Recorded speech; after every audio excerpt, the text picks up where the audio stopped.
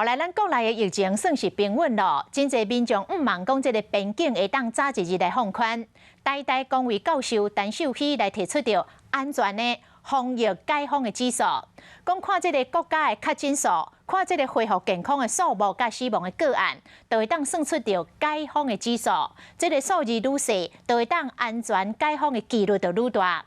问题是，咱台湾自然感染的病例真少，这个群体免疫力相对较低，这个疫苗的保护力，阁会随着时间愈来是安尼愈低，所以安全的防疫解封的指数需要随时来做监测。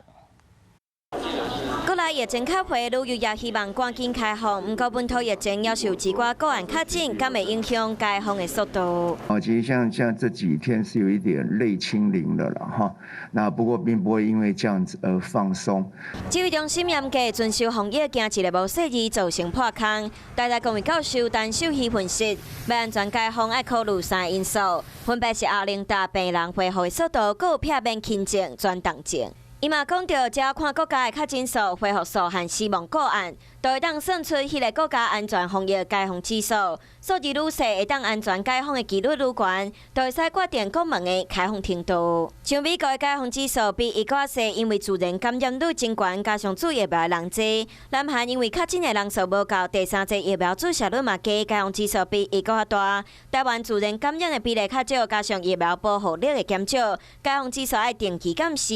伊家嘛有相共的看法。这个国家是因为你是混合免疫，那但是台湾就是温室中的花朵，就是像一张白纸，点墨点下去，那很快就会散开这样因为我们的防御力免疫力基本上是靠那个疫苗所建立出来的。不过，中研院的研究员何美香认为，要安全解封难度真高。是安全解封，就是病毒一定会进来，那我们的疫苗的保护性其实不够高，所以一定会有一些人感染。这轻症的过程里面有少数的重症，那我们的医疗量呢都负荷得了。